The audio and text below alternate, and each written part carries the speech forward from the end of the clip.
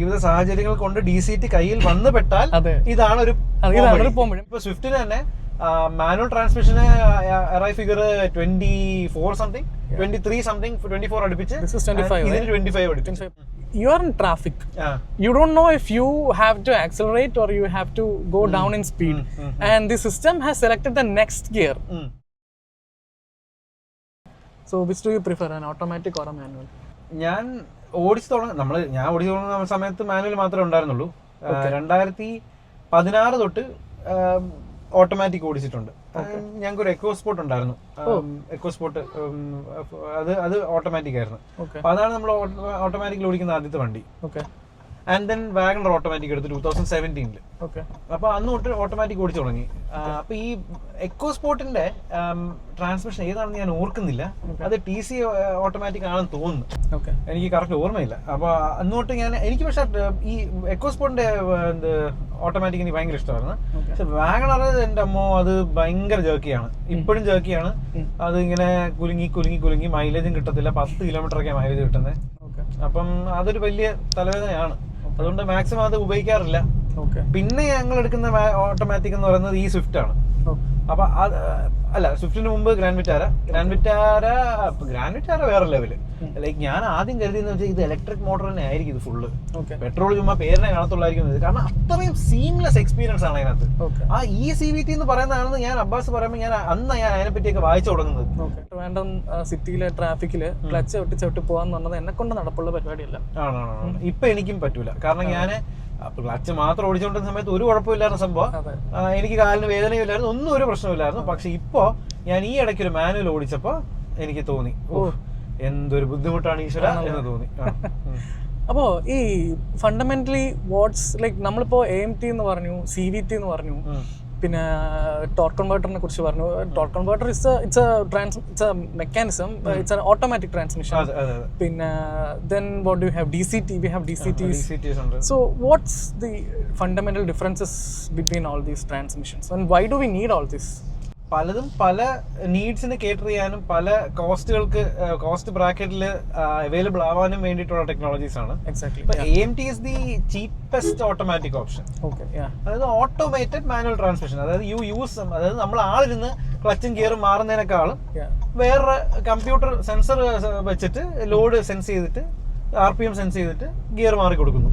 അത് എത്ര സ്പീഡിൽ മാറുന്നു, എത്ര എഫിഷ്യൻസിയോടുകൂടി മാറുന്നു എന്നുള്ളത് വേറെ ചോദ്യം. അതിന് വേരിയസ് ഷെയ്ഡ്സ് ഉണ്ടാവാം. ബട്ട് ഇൻട്രസ്റ്റിംഗ്ലി ഈവൻ മാരുതിയുടെ എറൈ ഫിഗേഴ്സ് നോക്കുമ്പോൾ തന്നെ റീസെന്റ് മാരുതിയുടെ AMT ARAI claimed figures are higher than manuals. ആണ്. ഇപ്പൊ സ്വിഫ്റ്റിന് തന്നെ മാനുവൽ ട്രാൻസ്മിഷന് എറൈ ഫിഗർ 24 സംതിങ് 23 സംതിങ് 24 അടുപ്പിച്ച് 25 plus. Something closer to a manual gearbox would probably be IMT. IMT doesn't have a clutch. IMT doesn't have a clutch. It's an integrated manual transmission. Intelligent.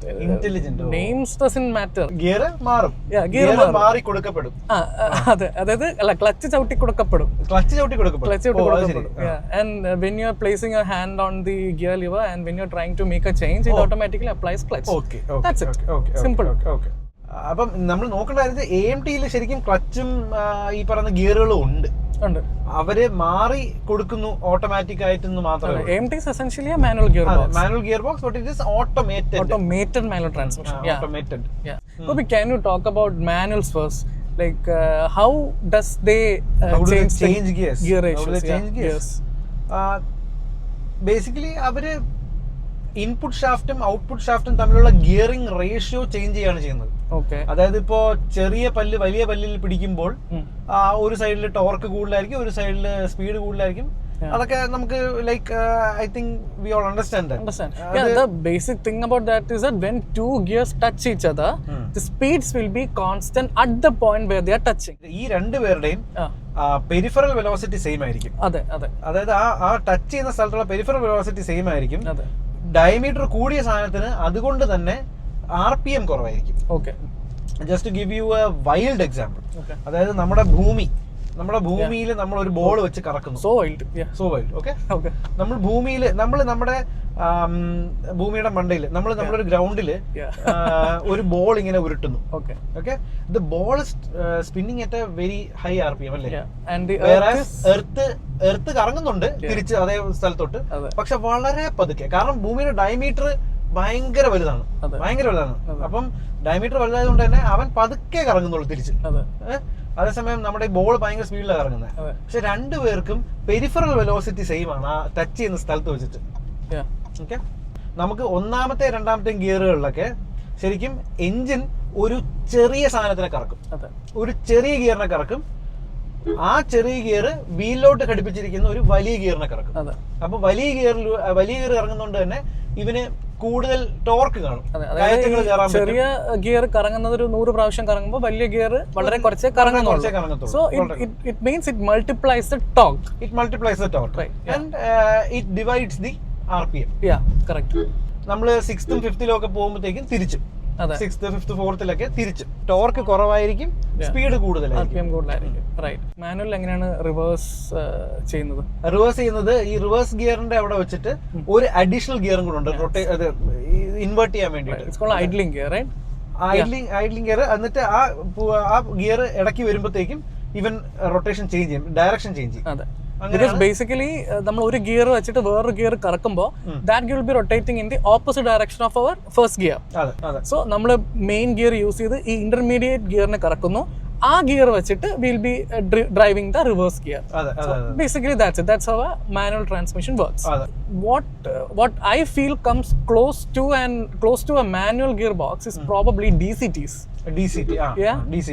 So in DCT, everything else is same. Like we've got gears and we've got clutches. The clutches will be automated, for sure. But DCT gearbox-nathu രണ്ട് clutch ഉണ്ട്, and one clutch will be connected to odd gears and the other will be connected to even gears. And don't think that these are all in a coaxial way. Like maybe like some in ചില cases they'll be splitting the odd gears and even gears into a single അങ്ങനെയുണ്ട്. രണ്ട് case ഉണ്ട്. May be in some cases they'll be splitting them between two shafts. And in ചില കേസസിൽ ഒരു same ഇതിനകത്ത് തന്നെ രണ്ട് സൈഡിലും ചെയ്യാൻ പറ്റും. സി വൺ സൈഡിൽ will be having 1 3 5 7 and on other side will be having 2 4 6 8. ഞാൻ പറഞ്ഞ ഗിയേഴ്സ് ആണ്. Okay, and we'll be using separate clutches for odd and separate for even. And engagement speed കൂടുതലാണല്ലേ? engagement speed കൂടുതലാണ്. It's not that they like നമ്മളിപ്പോ second gear പൊക്കോണ്ടിരിക്കുകയാണെങ്കിൽ the third gear will be engaged. It will already be engaged by the it will be clutch ചെയ്തിരിക്കും. അതെ, നമുക്ക് തേർഡിലോട്ട് shift ചെയ്യുമ്പോൾ പെട്ടെന്ന് തന്നെ ആ ക്ലച്ച് മാറി ഈ clutch.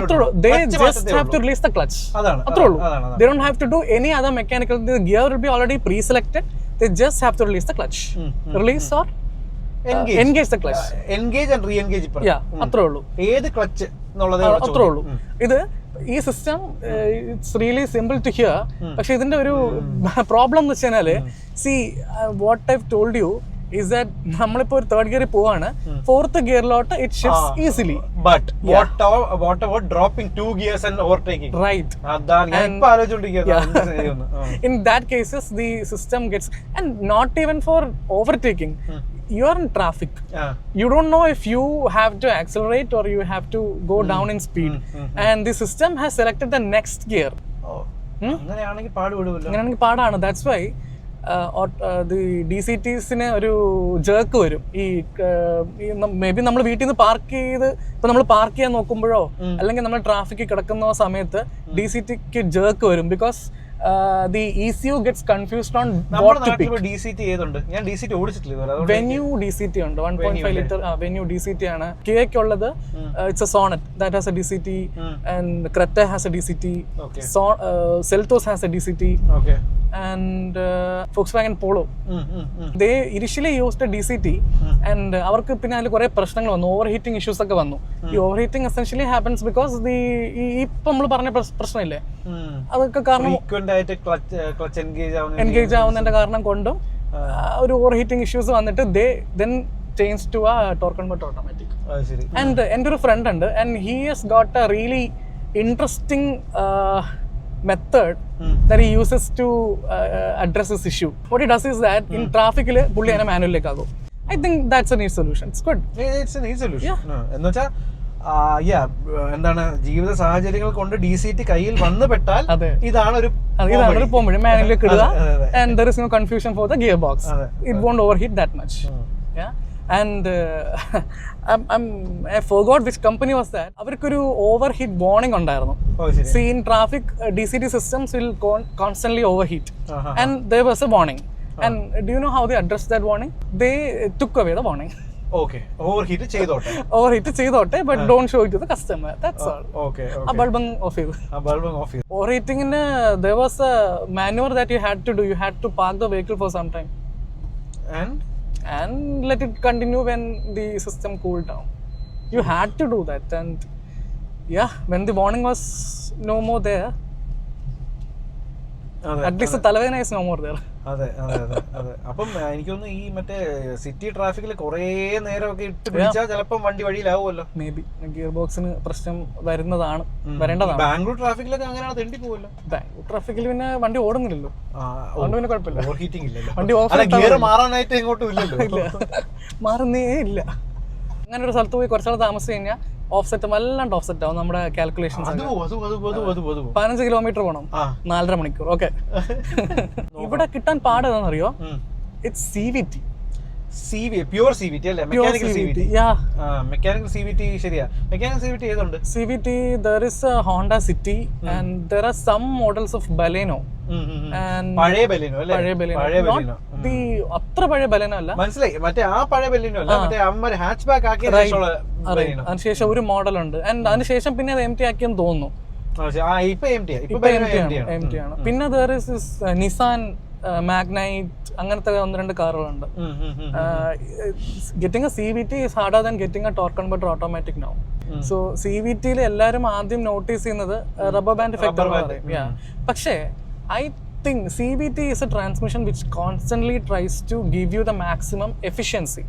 Maximum efficiency as in the sense, if you drive it the way the gearbox is designed, you'll get the best efficiency in a CVT. There is 2 conical pulleys.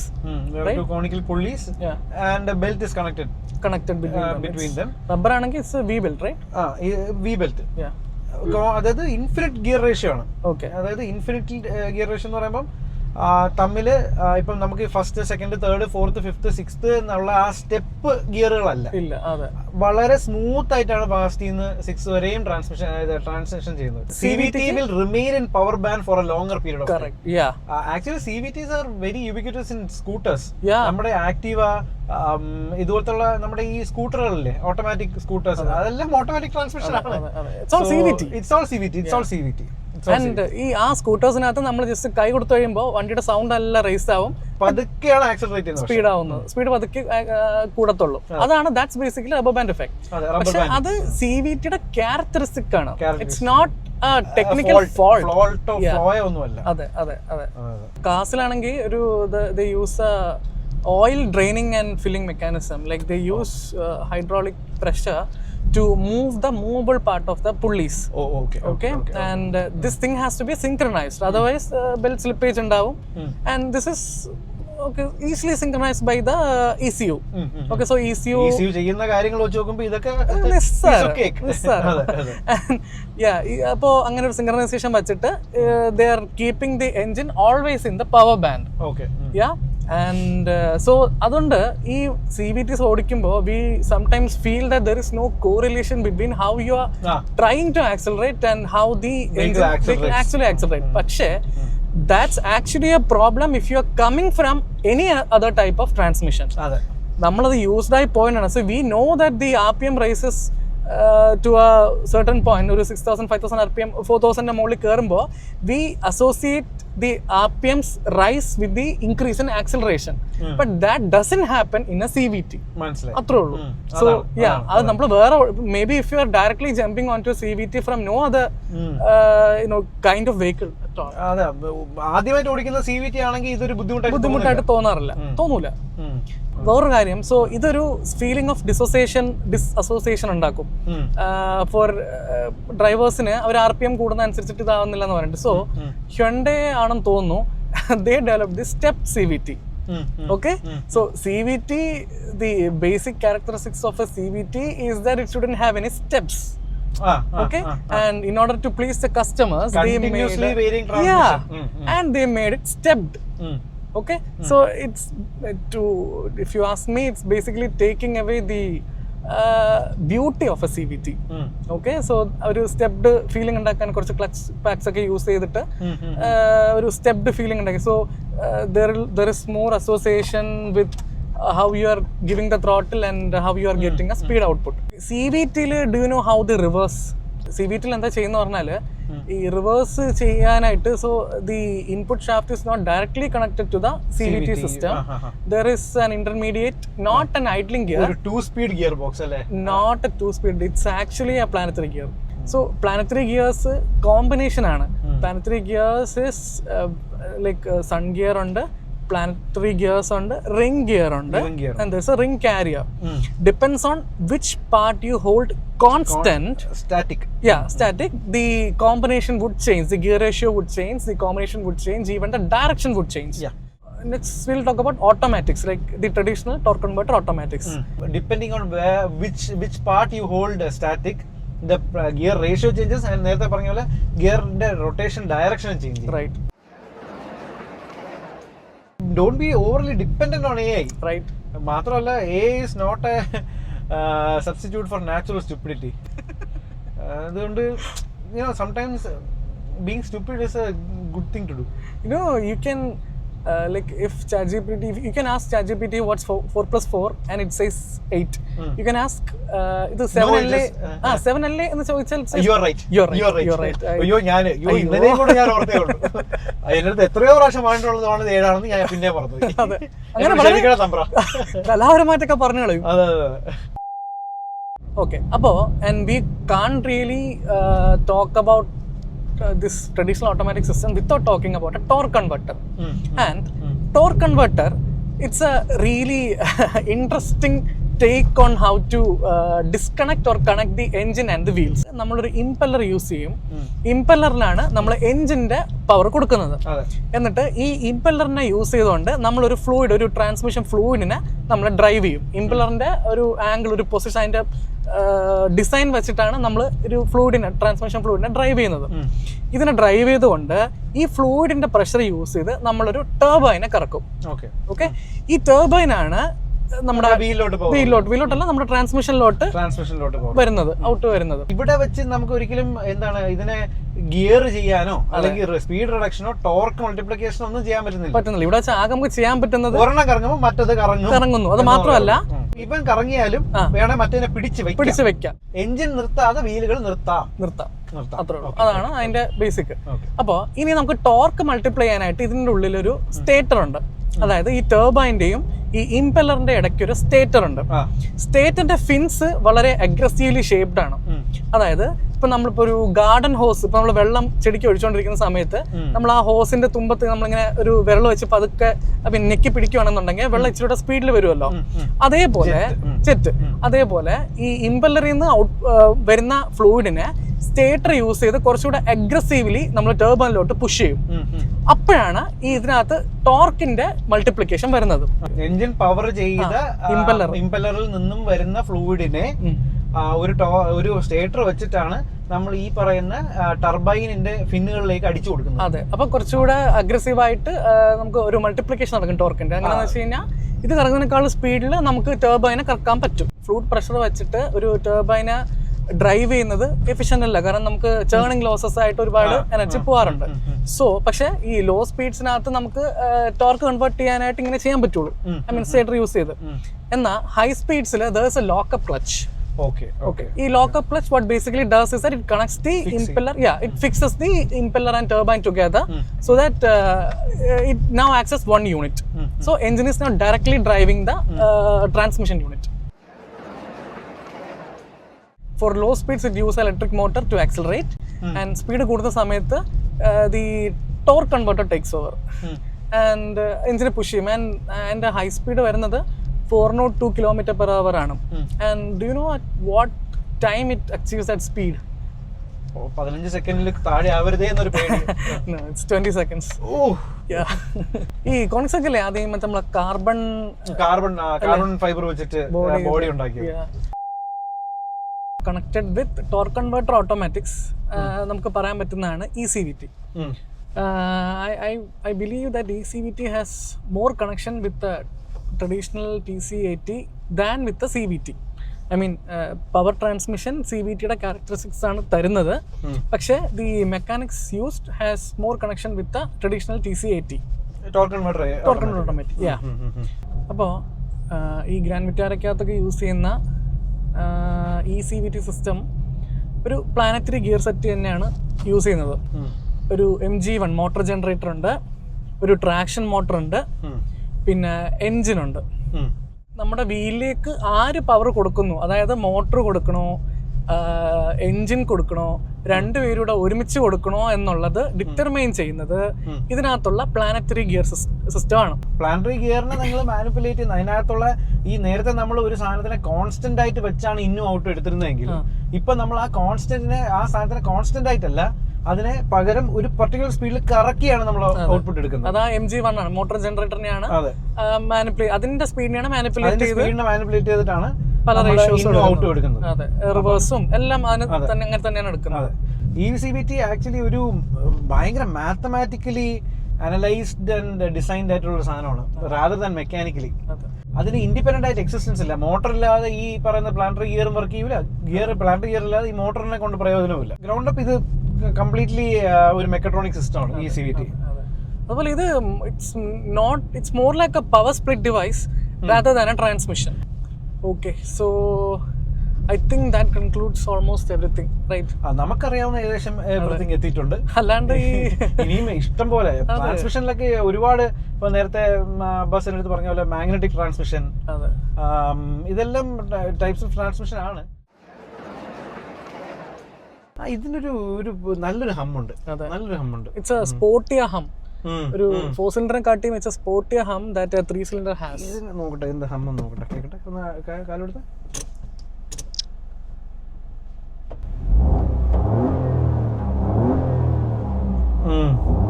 It's a slightly unrefined thing, but that unrefinery gives it ചെറിയൊരു വൈബ്രേഷനോട് കൂടിയ ഒരു ഹമ്മാണ്. That's a character. That's the character of a 3 cylinder. And ഇപ്പോൾ നമ്മൾ വണ്ടി ഓടിച്ച് കറങ്ങി തിരിച്ച് ഗോപിയുടെ നമ്മൾ തുടങ്ങിയിട്ട് തന്നെ തിരിക്കുകയാണ്, വീട്ടിലേക്ക് എത്തിയിട്ടുണ്ട് ഗോപിയുടെ. അപ്പോൾ like this was a conversation that we had while he was taking out this car, and I hope you guys enjoyed. So we'll see you in the next video. Thank you for watching. Bye bye. When things go too good, I'm always suspicious. എനിക്ക് തോന്നുന്നു.